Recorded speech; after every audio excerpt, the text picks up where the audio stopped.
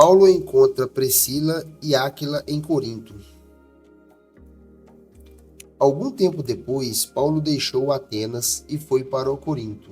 Ali encontrou um judeu chamado Aquila, natural do Ponto, que havia chegado recentemente da Itália, com sua esposa, Priscila, depois que Cláudio César expulsou todos os judeus de Roma.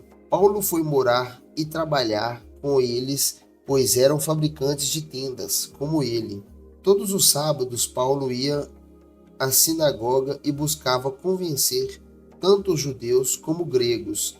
Depois que Silas e Timóteo chegaram na Macedônia, Paulo se dedicou totalmente à pregação da palavra e testemunhava aos judeus que Jesus era o Cristo.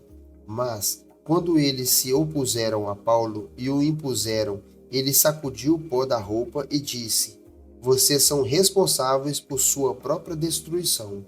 Eu sou inocente. De agora em diante, pregarei aos gentios." Então, saiu dali e foi à casa de Tício, justo, um gentil, temente a Deus, que morava ao lado da sinagoga. Crispo, o líder da sinagoga, e toda a sua família creram no Senhor.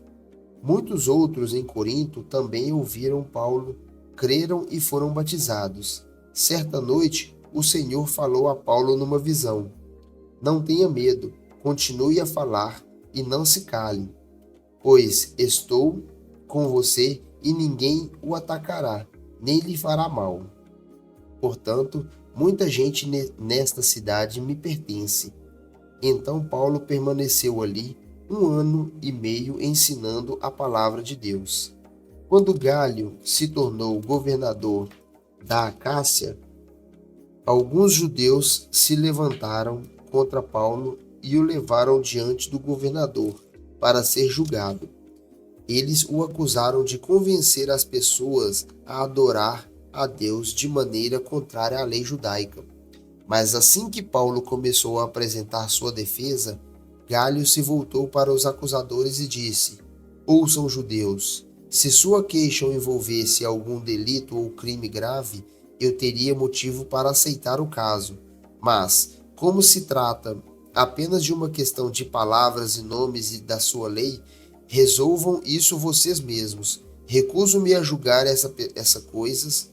E os expulsou do tribunal. A multidão agarrou Sóstenes, o novo líder da sinagoga, e o espancou ali mesmo, no tribunal. Galho, no entanto, não se importou com isso. Paulo volta a Antioquia da Síria. Paulo ainda permaneceu em Corinto por algum tempo. Então se despediu dos irmãos e foi a Cencreia, onde raspou a cabeça, de acordo com o costume judaico, para marcar o fim de um voto. Em seguida partiu de navio para a Síria, levando consigo Priscila e Áquila. Chegaram ao porto de Éfeso, onde Paulo os deixou. Enquanto estava ali, foi à sinagoga para debater com os judeus. Eles pediram que ficassem mais tempo, mas ele recusou. Ao despedir-se, Paulo disse: "Voltarei depois, se Deus quiser." Então zarpou de Éfeso. A parada seguinte foi no porto de Cesareia, de onde subiu a Jerusalém e visitou a igreja. Em seguida, voltou para Antioquia. Depois de passar algum tempo ali, voltou para a Galácia e pela Frígia, visitando e fortalecendo todos os discípulos. Apolo em Éfeso. Enquanto isso, chegou a Éfeso, vindo de Alexandria, no Egito, um judeu chamado Apolo. Era um orador eloquente que conhecia bem as Escrituras.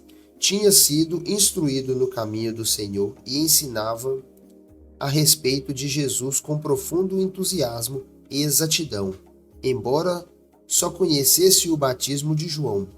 Quando o ouviram falar corajosamente na sinagoga, Priscila e Áquila o chamaram de lado e lhe explicaram com mais exatidão o caminho de Deus. Apolo queria percorrer a Acaia e os irmãos de Éfeso o incentivaram. escreveram uma carta aos apóstolos de lá, pedindo que o recebesse bem. Ao chegar, foi de grande ajuda aquele que, pela graça, havia crido, pois em debates públicos refutava os judeus com fortes argumentos. Usando as Escrituras, demonstrava-lhes que Jesus é o Cristo.